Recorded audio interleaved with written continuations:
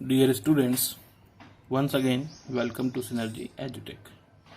अब जो टॉपिक हम लोग शुरू करने जा रहे हैं वो बहुत ही इंटरेस्टिंग टॉपिक है और बहुत ही इजी टॉपिक भी है। हमारे टॉपिक का नाम है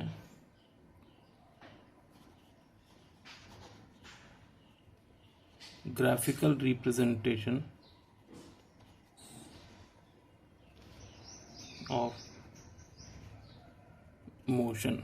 हमने बोला भी था चैप्टर की शुरुआत में कि हम लोग मोशन को मैथमेटिकली भी पढ़ेंगे और ग्राफिकली भी एनालाइज करेंगे।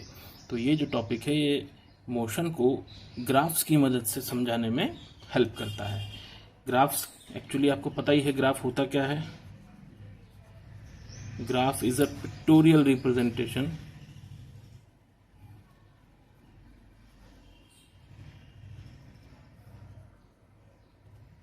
Of a data. कोई भी डेटा जो हमारे पास है उसको पिक्टोरियल रिप्रेजेंटेशन करता है और जनरली ये किन्हीं दो क्वांटिटीज को कंपेयर करता है। ठीक है, जो ग्राफ्स हम लोग पढ़ेंगे उसमें हमारे जो पैरामीटर्स ऑफ मोशन थे, पोजीशन जिसके अंदर आपका डिस्टेंस या डिस्प्लेसमेंट हो सकता है, वेलोसिटी और एक्सेलरेशन, ये तीन चीजें हो गई। पोजीशन है, वेलोसिटी है और एक्सेलरेशन है। इसको टाइम के साथ कंपेयर करके हम लोग ग्राफ्स बनाते हैं। जो ग्राफ हम लोग मोशन चैप्टर के अंदर बनाते हैं वो कुछ इस तरह से होता है जिसमें दो परपेंडिकुलर एक्सिस हैं, म्यूचुअली परपेंडिकुलर हैं। एक एक्स एक्सिस है, एक वाई एक्सिस है। एक्स एक्सिस को हम लोग इंडिपेंडेंट एक्सिस कहते हैं क्योंकि इस एक्सिस के ऊपर हम जो वेरिएबल रखते हैं, जो क्वांटिटी रखते हैं वो होती है टाइम। और हमें पता है कि टाइम जो है वो इंडिपेंडेंट है, वो किसी चीज के ऊपर डिपेंड नहीं करता है। उसकी अपनी स्पीड है और अपनी डायरेक्शन है, वो कभी रिवर्स नहीं होता है ना कभी रुकता है। ठीक है, और जो हमारा डिपेंडेंट एक्सिस है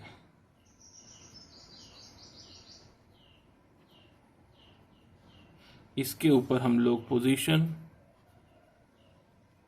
या वेलोसिटी या एक्सेलरेशन रखते हैं और इनको हम कंपेयर करते हैं। ठीक है, तो चलिए हम लोग शुरू करते हैं। हमारा जो फर्स्ट टाइप ऑफ ग्राफ है वो है पोजीशन टाइम ग्राफ। इसे हम पीटी ग्राफ भी कहते हैं। चलिए, अगर हमें पोजीशन टाइम ग्राफ पढ़ना है किसी ऑब्जेक्ट का तो एक दो चीज़ें हमें पता होनी चाहिए। या तो वो जो आपकी ऑब्जेक्ट है उसकी कुछ सिचुएशंस हो सकती है। पहली सिचुएशन हो सकता है कि वो ऑब्जेक्ट रेस्ट पे हो।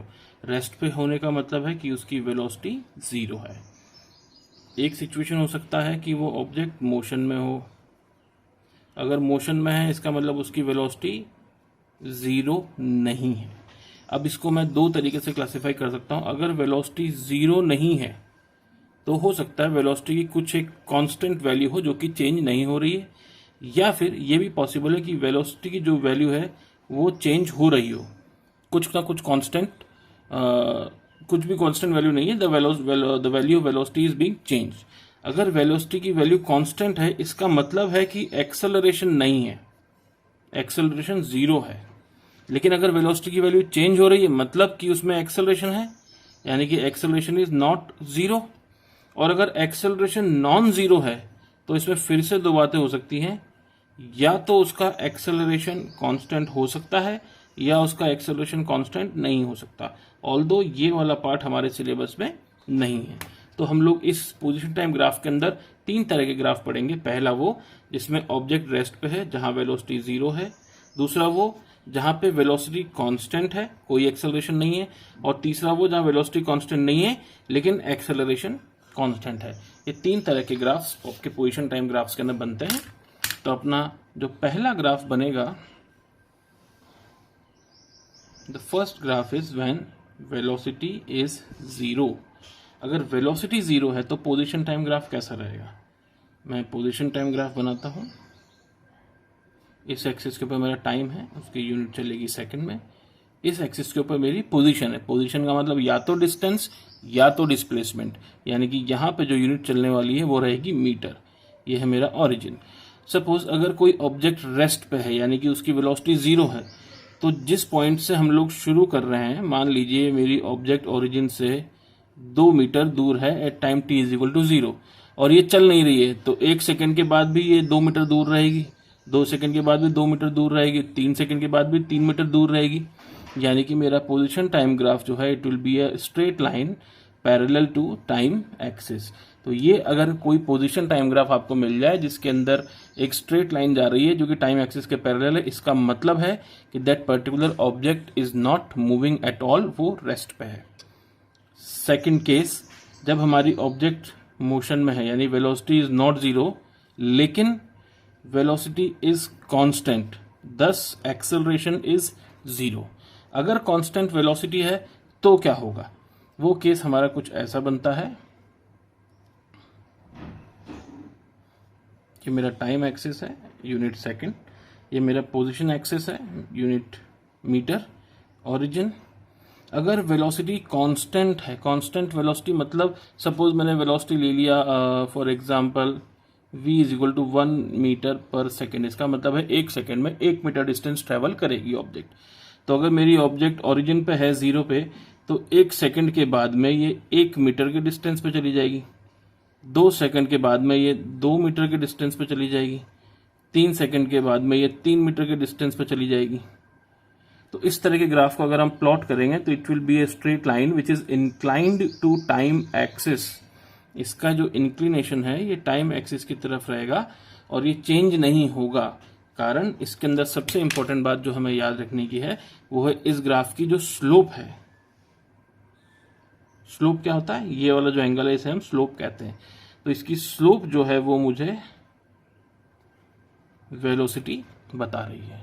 ठीक है, तो the position time graph of an object which is moving with constant velocity is a straight line inclined to time axis। ठीक है, कोई दिक्कत तो नहीं है। अब आपको एक चीज और यहां ध्यान रखनी है, स्लोप जो है, अगर स्लोप को मैं एक जनरल फॉर्म में डिफाइन करना चाहूं तो slope can be understood as change in quantity on y axis with respect to change in quantity on x axis। अब आप देखिए y axis पे क्या चीज है? पोजीशन, और x axis पे क्या है? टाइम। तो change, rate of change of position हमने निकाल लिया। Rate of change of position होता क्या है? वेलोसिटी।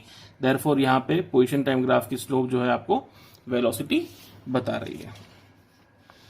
और हमारा तीसरा टाइप का जो ग्राफ इसके अंदर आ रहा है, when the object is moving, यानी वेलोसिटी इज नॉट 0। नॉट 0 के साथ ही इसकी velocity is not constant. Velocity is not constant मतलब acceleration is not 0। Acceleration is not 0 लेकिन जो एक्सेलरेशन हम डील कर रहे हैं दैट एक्सेलरेशन इज कांस्टेंट। एक कांस्टेंट एक्सेलरेशन से अगर कोई ऑब्जेक्ट ट्रेवल कर रही है तो उसका पोजीशन टाइम ग्राफ कैसा बनेगा, आइए देखते हैं।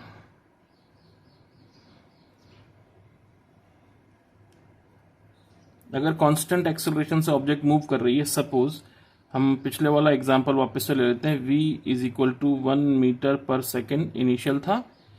चलो इसको 0 मान लेते हैं, 0 से शुरू करने में आसानी हो जाएगी। और एक्सेलरेशन को मान लेते हैं 1 मीटर पर सेकेंड स्क्वायर, यानी कि there is a constant acceleration. अब कांस्टेंट एक्सेलरेशन का मतलब क्या है कि ऑब्जेक्ट की वेलोसिटी कंटिन्यूअसली बढ़ रही है। अगर वेलोसिटी बढ़ रही है तो इसका मतलब वो जो डिस्टेंस ट्रेवल कर रहा है वो भी बढ़ेगा हर सेकंड में। अगर वेलोसिटी 1 मीटर पर सेकंड थी और वो फिक्स रहती है और कांस्टेंट, इसमें कोई एक्सेलरेशन नहीं होता, तो हर सेकंड में 1 मीटर डिस्टेंस ट्रेवल करता। लेकिन अगर एक्सेलरेशन है 1 मीटर पर सेकंड स्क्वायर, इसका मतलब हर सेकंड में उसकी वेलोसिटी 1 मीटर पर सेकंड चेंज हो रही है। यानी पहले सेकंड में उसकी वेलोसिटी पहुंची 1 मीटर पर सेकंड, दूसरे में हो गई 2 मीटर पर सेकंड, तीसरे में हो गई 3 मीटर पर सेकंड, चौथे में हो गई 4 मीटर पर सेकंड। तो अगर पहले सेकंड में उसने 1 मीटर डिस्टेंस ट्रेवल किया होगा तो दूसरे सेकंड में 2 मीटर करेगा, तीसरे सेकंड में 3 मीटर करेगा, चौथे सेकंड में 4 मीटर करेगा। तो इस distance will keep on increasing. तो टाइम की यूनिट सेकंड, पोजीशन आपकी मीटर में, ओरिजिन से हम शुरू करते हैं। सपोज 1 सेकंड में ऑब्जेक्ट ने 1 मीटर डिस्टेंस ट्रेवल किया है। तो अगले 1 सेकंड में नहीं है कि जब ये 2 पे पहुंच चुका होगा तो आपकी ऑब्जेक्ट ने 2 मीटर डिस्टेंस ट्रेवल किया है, तो 1 + 2 = 3। फिर अगले 1 मीटर में इसने 3 मीटर डिस्टेंस ट्रेवल किया है, यानी कि the object is now at 4, 5 and 6। फिर अगले 1 सेकंड में, यानी कि जब आपकी टाइम 4 सेकंड हुआ है, ये 4 सेकंड और ट्रेवल कर चुका है, तो इट इज 6 और 4 10, 7, 8, 9 एंड 10। पहले में आपकी ऑब्जेक्ट यहाँ थी, दूसरे में आपकी ऑब्जेक्ट यहाँ है, तीसरे में आपकी ऑब्जेक्ट यहाँ है और चौथे में आपकी ऑब्जेक्ट यहाँ पहुंच गई। तो ये जो ग्राफ बनेगा, इस ग्राफ को बोला जाता है पैराबोला। तो हम ये कह सकते हैं the position time graph of an object which is moving with constant acceleration is a parabola.